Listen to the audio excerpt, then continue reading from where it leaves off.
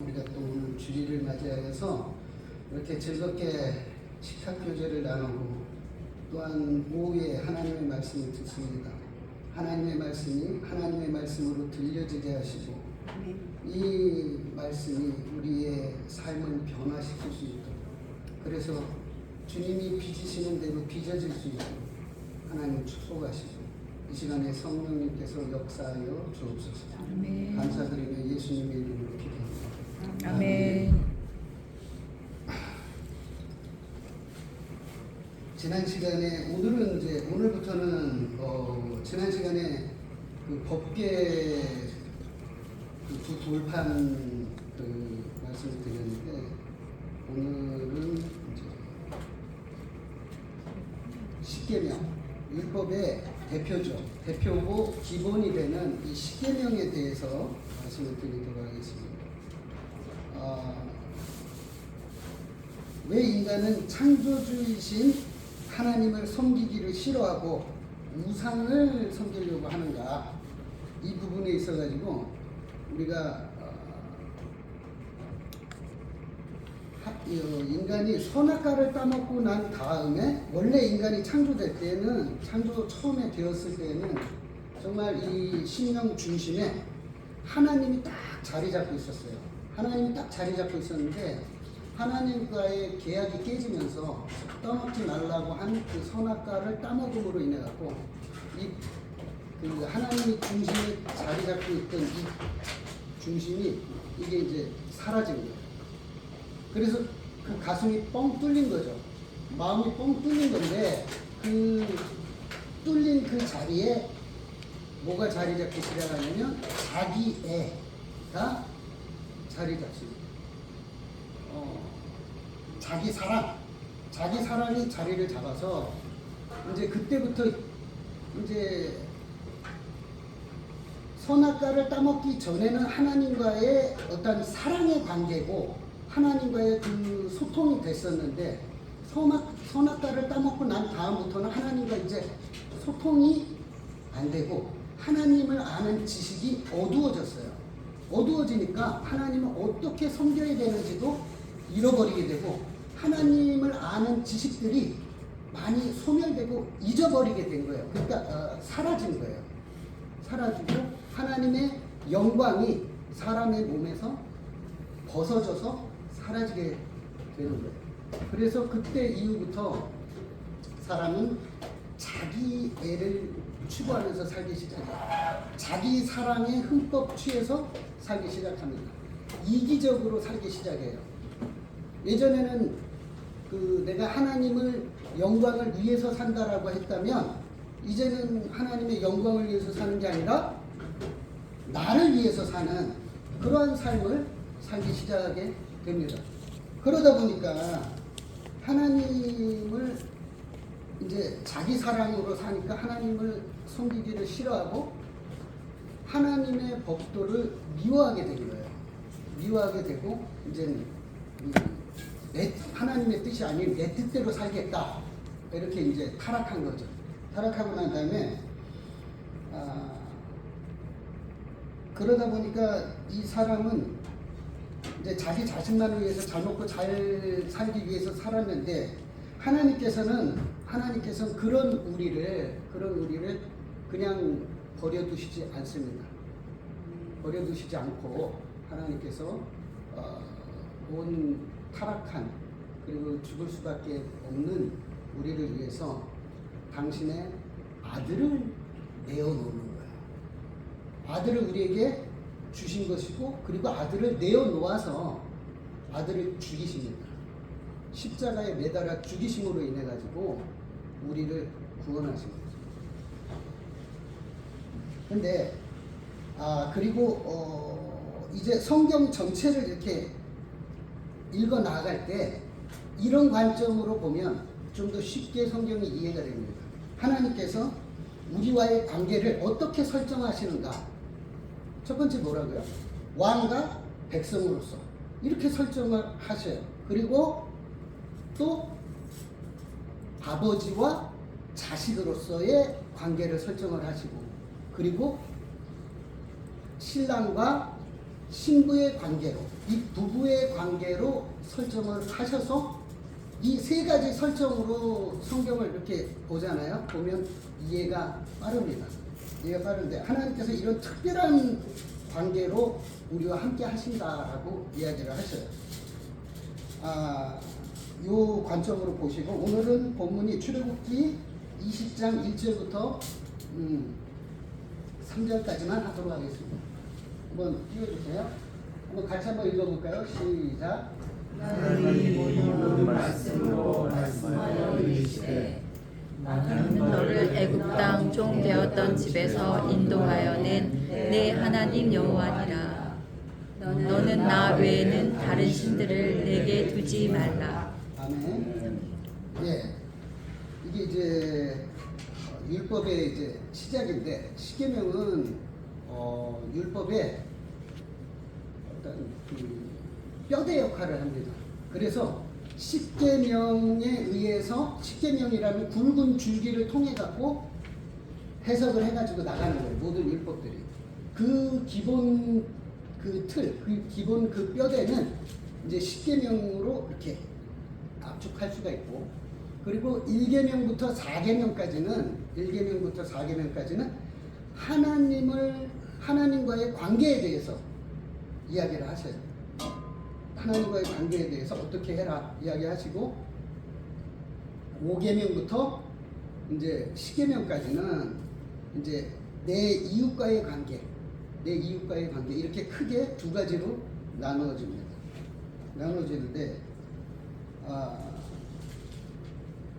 하나님께서 제 1계명이 뭐냐면 1계명 전에 하나님이 이 모든 말씀으로 말씀하여 이르시되 나는 너를 애굽 땅 종되었던 집에서 인도하여 낸 내 하나님 여호와니라.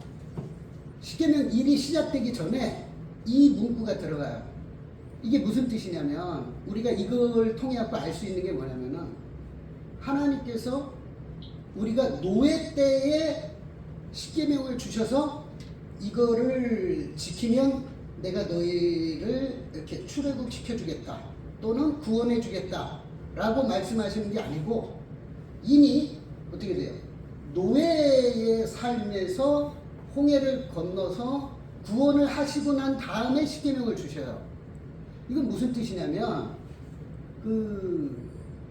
하나님께서 우리가 이제 예배를 한다라든가 신앙생활을 하는 것은 구원을 받기 위함이 아니라는 거예요. 구원을 하나님께서 이미 시켜놓고 넌 내 자식이야, 넌 내 아내야, 그리고 너는 내 백성이야 라고 말하면서 내 백성이니까 내 이 법을 지켜야 해 라고 하는 거예요. 그렇기 때문에 우리는 신앙생활 하는 것이 하나님의 자녀이기 때문에 신앙생활 하는 거지 구원을 받기 위해서 신앙생활 하는 게 아니에요. 그런데 많은 사람들이 내가 주일 예배를 빼먹는다든가, 빼먹으라는 얘기 아닙니다. 빼먹는다든가 그러면 몹시 불안해하면서 하나님께서 나에게 불이익을 주지 않을까, 또는 내가 구원에서 미끄러지지 않을까, 어떤 죄로 인해서 구원에서 미끄러지지 않을까라는 그러한 두려움에 사로잡혀서 신앙생활을 합니다. 주일 예배 한번 빠지면 그 다음 주에 나와도 돼요. 헌금을 왕창 내죠. 헌금 왕창 내고 이번 주는요 제가 수요 예배도 안 빠지고 새벽 예배도 안 빠지고 하나도 안 빠질게요. 이렇게 해서 어떤 그 불안감을 해소하려고 그래요. 근데 우리는 그런 존재가 아니에요. 이미 하나님의 자식이 된 것이고, 그리고 하나님의 자녀가 되었다면 취소될 수 없는 거예요. 없는 건데 내가 내 잘못으로 아버지가 나를 자식으로 인정하지 않고 나를 쓰레기통에다 버릴까봐 그게 무서워서 이게 잘못된 신앙이죠. 하나님을 아는 지식이 없기 때문에 잘못된 신앙이기 때문에 이런 현상들이 이제 나타나는 거예요. 근데 사실상은 그렇지 않죠. 하나님께서 구원하실 때는 나의 처음과 끝을 알고 구원하신 거예요. 보세요. 저는요, 제가 지금까지 살아온 건 알아도 제 끝은 어떻게 될지 몰라요. 끝이 영광스러울지 아니면 수없이 많은 죄를 앞으로 더 얼마나 더 지을지 저는 모르는 거예요. 그렇지만 하나님은 나라는 사람의 태어나기 전부터 이미 알고 계셨고 태어나서 죽을 때까지의 모든 것들을 이미 다 알고 선택을 하신 거예요. 선택하셨기 때문에 이제 이럴 일이 없는 거예요. 이제 내가 구원을 했는데 야, 응? 내가 너를 자식 삼을게. 너 참 착하고 이쁘구나. 신앙생활 열심히 하네. 좋아. 넌 내 새끼야. 이렇게 했다가 나중에 얘가 이제 꾀가 나가지고 점점 교회도 빠지고 신앙생활 잘 안 하니까 그때부터 야, 너 내가 처음에는 좀 괜찮아가지고 내 자식이라고 했는데 너 가면 갈수록 삐딱하게 나간다. 너 안 되겠어. 벌써 이게 몇 번째니? 자, 이제 넌 끝이야. 하고 구원이 취소된다든가 버려질 수 없다라는 거예요. 한번 태어난 내 새끼는 영원한 내 새끼예요. 그렇기 때문에 잘못하면 두들겨 팰 수는 있어도 버리지는 않는다는 거죠. 하나님께서 징계하시는 목적도 때리시는 목적도 바르게 자라라고 이 아버지 아들답게 성장하고 성숙하라고 징계하시고 때리는 거지. 그게 어떤 그 죄의 대가로서 막 때린다든가 그런 건 아니라는 거죠. 하나님은 우리를 사랑하셔요. 사랑하셔서 이제 율법을 주셨죠.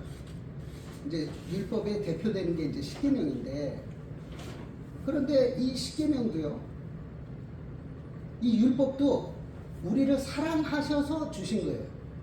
율법에 많은 기능이 있는데 그 기능 중에 정말 중요하고 핵심적인 기능이 뭐냐? 율법은 몽학 선생과 같은 역할을 해요. 몽학 선생이 뭐냐면은, 그러니까 예전에 그 부잣집에 그 도련님이 있죠. 도련님이 있으면 그 주인이 부리던 그 종들 중에 굉장히 똑똑한 그러한 그 종이 있어요. 종이 있으면 그걸 자기 아들한테 붙입니다. 아들한테 붙여서 야, 네가 좀 내 아들 좀 잘 좀 데리고 다니면서 교육 좀 해라. 그럼 몽학 선생이 이제 어떤 역할을 하냐면 이 아들을 잘 데리고 어디로 가냐면 학교로 데리고 가요. 학교로 데리고 가고 선생님한테 배우게끔 그렇게 학교로 인도를 하는 거예요. 인도하고 그런 다음에 학교 끝나면 또 집에 데려갔다가 다시 학교로 데리고 가는. 그러니까 율법이 몽학 선생이라고 하는 게 뭐냐면 이 율법이 우리를 어디로 데리고 가느냐? 예수 그리스도에게로 데리고 간다. 예수님께로 데리고 가요. 율법이.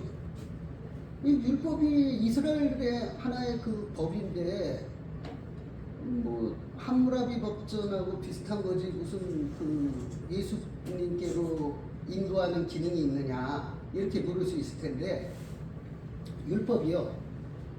율법이 있기 전에는 우리가 죄를 지어도 그것이 죄가 안 됐고 죄인지를 몰랐어요. 모르잖아요. 제가 쓰라리고 뼈 아픈 경험을 하나 말씀드릴게요. 제가 한 번은 운전을 하고 가면서 핸드폰으로 전화를 했어요. 전화하고 가는데 경찰이 탁 잡더라고요. 근데 그 딱지를 끊어주더라고요. 그게 뭐냐면은 그때 그 이전에만 해도 핸드폰 가지고 통화하면서 그 운전을 해도 상관이 없었어요. 근데 이게 법으로 제정됐어요. 그 운전하면서 그 핸드폰으로 통화를 하면 그것이 이제 불법이다. 그래서 딱지를 끊게끔 이제 된 거예요. 저는 이제 그걸 모르고 운전을 하면서 가다가 경찰관한테 잡혔죠. 잡혀가지고 선생님이 지금 핸드폰 하시면서 운전하셨습니다. 그러면서 딱지를 끊더라고요. 그래서 제가 아니 이게 왜 죄가 되냐? 이게 왜 그러니까 이게 이미 이렇게 홍보도 다 됐고 지금 그거 모르셨어요? 그러더라고요. 아 그러냐고. 알았다고. 좀 싼 거 끊어주면 안 되냐. 근데 이게 싼 거예요. 그거 끊어주더라고요. 아, 그때 그 뼈아픈 경험이 지금도 머릿속에서 사라지질 않는데, 우리가 죄를 법으로 제정되기 전에는요, 그것이 죄가 되질 않고, 그리고 또 죄라고 할지라도 몰라요. 이게 모르는 거예요. 하나님께서 우리에게 율법을 주신 것은 뭐냐면 우리의 죄를 깨닫게끔 하시려고 주신 거예요. 마치 의사한테 갔는데 의사가 이제 이제 검진을 하잖아요. 검진을 해서 당신은 암입니다. 이제 3개월밖에 안 남았습니다. 라고 이렇게 판정을 하게 되면 그때부터는 어떻게 돼요? 이 환자가 적극적으로 그걸 치료하기 위해서 의사에게로 오잖아요. 그런 역할을 해주는 거예요. 그 진단을 해주는 그런 역할을 해주는 거예요. 그래서 율법이 너는 죄인이다. 너는 죄인이어갖고 이제 불구덩이에 들어갈 일만 남았다. 그렇게 진단을 해주는 거예요. 그러니까 그러면 내가 살려면 어떻게 해야 됩니까? 의사에게 나아오는 것처럼 내가 살려면 어떻게 해야 됩니까? 라고 했을 때 그리스도 앞에 나와야만 살 길이 있다라는 걸 알려주는 거예요. 이 율법이 그쪽으로 데려가는 거예요. 그래서 우리가 그리스도 앞에 나와서 예수 그리스도를 영접하게 되고, 그리고 그리스도를 통해서 우리의 죄가가 다 이제 가려지는 거죠. 우리의 죄는 소멸되는 것이라기보다는 가려지는 겁니다. 그리스도로 옷 입는 거예요. 그리스도로 옷 입어서 가려지는 거예요. 그리스도와의 연합은 아무리 강조를 해도 부족함이 없는데 이 연합은 정말 중요해요. 왜냐하면 그리스도와 내가 이렇게 연합이 되면 어떤 효과가 나타나냐면 예수님이 십자가에 죽으신 것, 그것이 곧 나의 죽음이 돼요. 내가 그리스도와 함께 십자가에 못 박혔나니가 되는 거예요. 그리스도의 죽음은 나의 죽음이 되고, 그리스도의 십자가에서의 죽음과 사흘 만에 부활하신 것, 그것은 또 나의 부활이 되는 거예요. 그리고 하나님의 아들로 인정되시는 것 또한 나에게 적용이 되는 거예요. 내가 하나님의 자녀로 인정되는 거고, 예수 그리스도께서 죄 없는 인간으로 오셔서 갓난 아기 때부터 시작해서 십자가에 죽으시기까지 모든 율법을 만족시키셨어요. 그 율법을 만족시키신 모든 의가, 그 의가 곧 나의 의가 되는 거예요. 이게 바로 연합의 효과예요. 연합의 효과이기 때문에 예수 그리스도와 우리를 분리할 수도 없지만, 분리하면 우리에게 아무런 소망이 없는 거예요. 그래서 그리스도를 우리가 주라고 부르기도 하고 우리가 왕이라고 부르기도 해요. 왜? 우리의 대표가 되시기 때문에 그래요. 그런데 오늘 말씀에 보면 첫 번째 계명이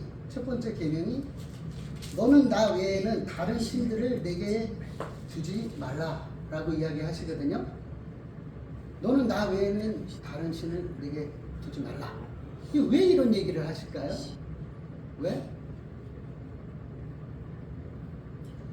왜 첫 계명에 너는 나 외에는 내게 다른 신을 두지 말라고 이야기하시나요? 왜냐면 너랑 나랑은 이제 연합의 관계다.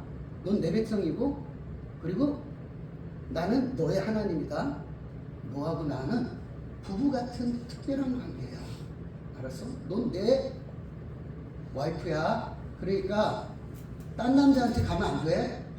딴 남자한테 눈길도 주면 안 돼. 맞아요, 틀려요? 당연한 거 아니에요? 그죠? 우리가 이걸 모르고 성경을 막 읽잖아요. 하나님 너무 잔인해. 왜 이렇게 승질을 부려? 왜 이렇게 경기를 하시지? 막 이런 생각을 하게 되는데, 하나님과 우리가 부부 같은 특별한 관계란 말이에요.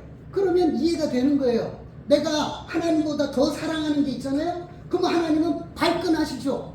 왜? 내 와이프가 딴 남자를 바라보는 것과 똑같은 거니까. 그러니까 하나님은 속상하시고 질투하시는 거예요. 만약에 결혼했어요. 근데 내가 막 내 아내를 갖다가 딴 남자하고 오늘 데이트하고 올게. 그럼 갔다 와. 잘 갔다 와. 사랑입니까 이게? 사랑하지 않는 거예요. 자기가 사랑하면 질투가 나게끔 돼 있는 거예요. 어디 딴 남자하고 무슨 데이트를 하다가 오라 그래요. 난리가 나지. 말도 안 되는 소리잖아요. 그런 거예요. 하나님과 우리와의 관계가.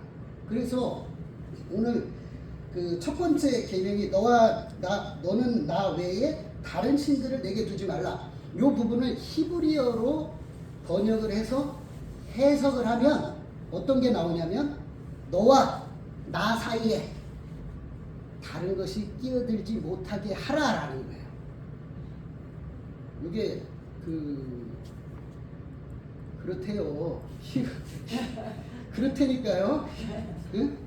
너와 나 사이에, 그러니까 우리 이런 노래 있잖아요. 당신과 나 사이에 저 바다가 없었다면, 응? 당신과 나 사이에 저 바다가 없었다면 이스라엘 이별은 없었을 텐데, 응?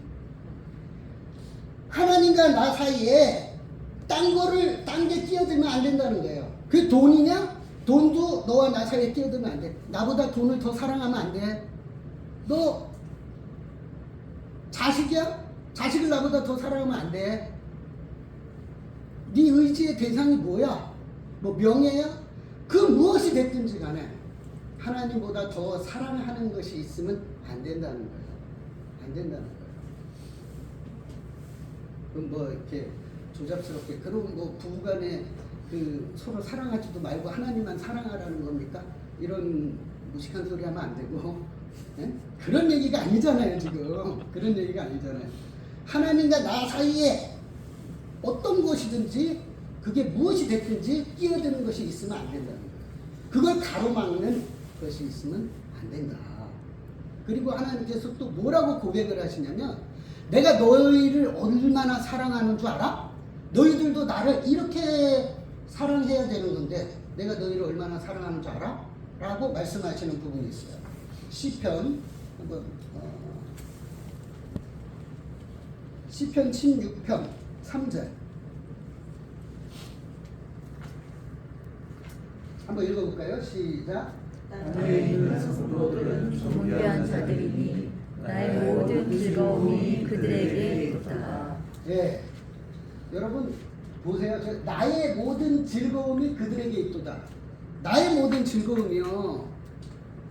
그러니까 사랑한다라는 얘기는 많이 할 줄 몰라도 저 말을 하긴 어려운 거예요. 뭐냐면 나의 모든 즐거움이 너에게만 있다라는 말을 하기는 어려워요. 부부 사이래도 그렇잖아요. 부부 사이래도 내가 정말 재밌는 드라마를 이제 아내가 보고 있어요. 근데 남편이 퇴근해 갖고 들어와요. 그러면은 여보 나왔어. 그러면은 평상시 같으면 가가지고 가방도 받아주고 양복도 벗겨주고 그러면서 잘 갔다 왔냐고 이렇게 맞이를 해줄 텐데 근데 너무 재밌는 드라마를 보고 있는 거야. 저거 오늘 또 마지막 회야. 드라마를 막 보고 있는데 남편이 들어와요. 여보 나왔어. 그러면 알았어. 여보 나왔다니까 얼른 씻어. 여보 나왔다고. 시끄러워. 나 이거 봐야 돼. 이거 웃는 사람들은 찔리는 거예요. 근데 나의 모든 즐거움이 사랑하는 대상에게 있다면 이 드라마보다도 더 남편이 들어오는 게 더 즐겁고 더 기쁜 거잖아요. 드라마를 보고 있다가도 마지막 편인데 에이씨 탁 하고 가가지고 남편을 맞이하겠죠? 이게 근데 우리한테 됩니까? 이거 안 돼요. 사랑한다는 말은 할 수 있어도 나의 모든 즐거움이 그들에게 있도다. 나의 모든 즐거움이 너에게 있다라고 하는 그거는 하기가 어려운 거예요. 신혼도 그래. 신혼도요. 신혼이야. 우리 결혼을 했는데도 내가 이렇게 막 집에서 남편이 게임하고 있을 때 아내가 와가지고 여보 일로 좀 와봐. 그러면 잠깐만 이것 좀 끝내. 막 이러면서 게임해요. 그러다 쌈난다고. 응? 그런 것, 그런데 하나님께서는 우리에게 뭐라 그러냐면, 하나님 거짓말 못하잖아요. 나의 모든 즐거움이 너에게 있다. 응? 너에게 있다. 동의야. 나의 모든 즐거움이 너에게 있다. 하나님이 그렇게 말씀하셔요. 응? 만만한 게 너밖에 없어.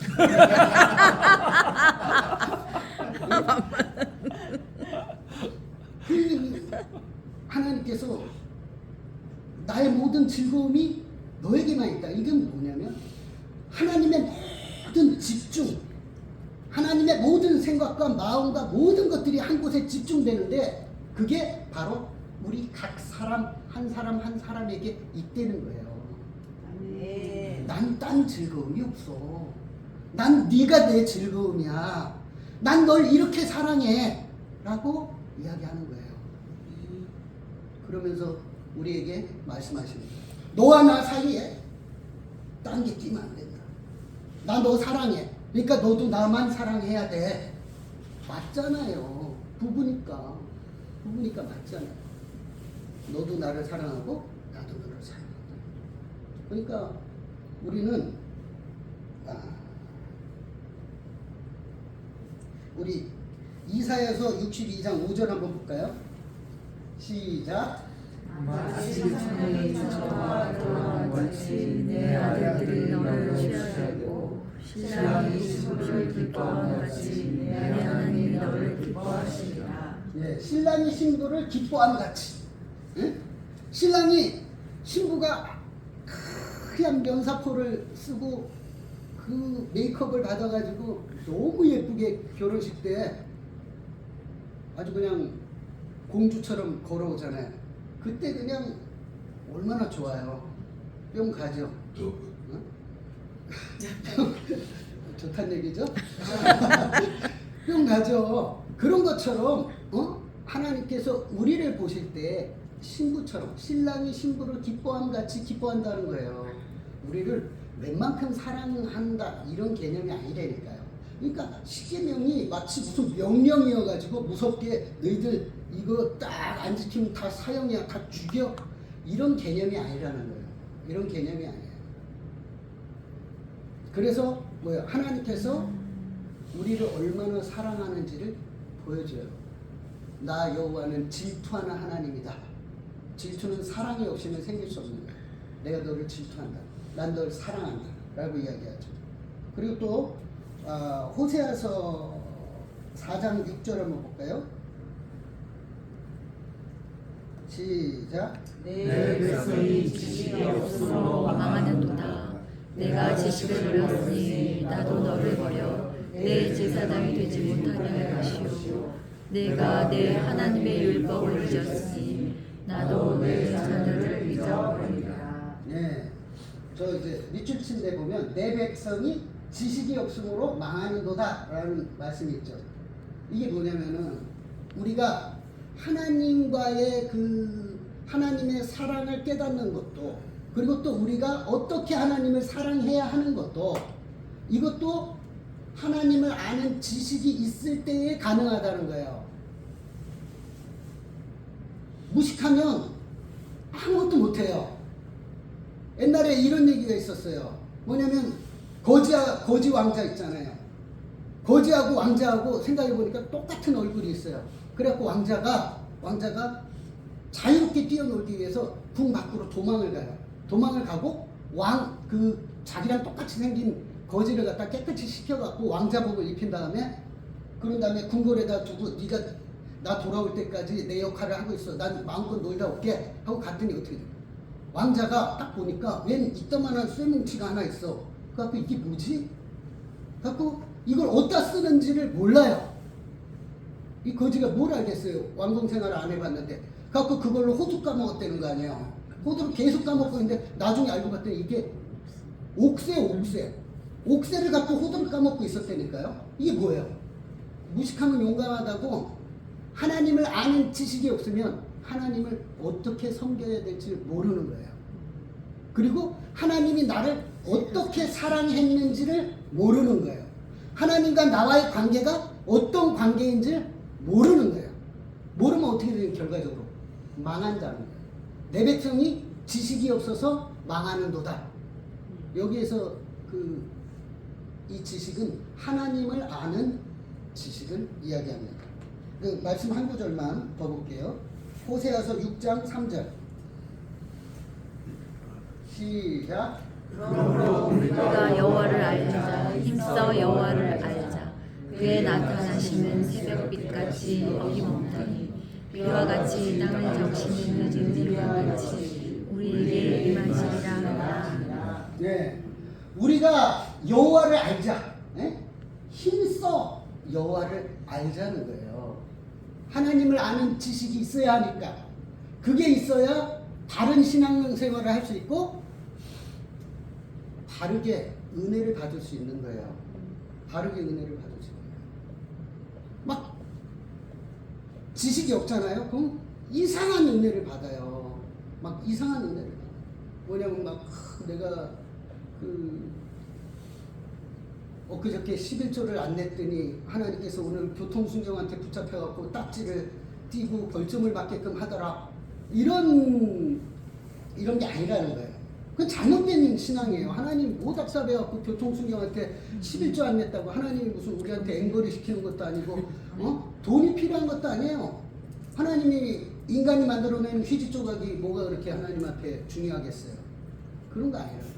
하나님을 아는 지식이 없으면 이상한 신앙, 이상한 은혜를 받게 된다는 거죠. 그렇기 때문에 우리는 여호와를 알자. 힘써 여호와를 알자. 그래서 결론은 이제 앞으로 이제 오늘 1계명 했는데 앞으로 이제 쭉 나갈 건데요. 하나님을 알아야 됩니다. 하나님을 공부해야 되고 또 우리 금요일 날 우리 김미정 목사님이 없었으면 금요 기도회가 없었을 텐데 이렇게 나와 주셔가지고 이렇게 되게 됐어요. 말씀과 기도는 교회의 근간입니다. 뿌리예요. 말씀과 기도가 반드시 있어야 돼요. 그래야 우리 일회교회가 살 수 있습니다. 자, 마치겠습니다. 하나님 아버지 감사합니다. 하나님께서 우리를 어떻게 사랑하시는지, 우리가 또한 하나님을 어떻게 사랑해야 될지, 하나님을 아는 지식을 힘써 공부함으로 인하여서 하나님과 우리와의 그 관계를 알고 바른 신앙생활을 할 수 있도록 하나님께서 축복하시고 인도하여 주옵소서. 감사드리며 예수님의 이름으로 기도합니다.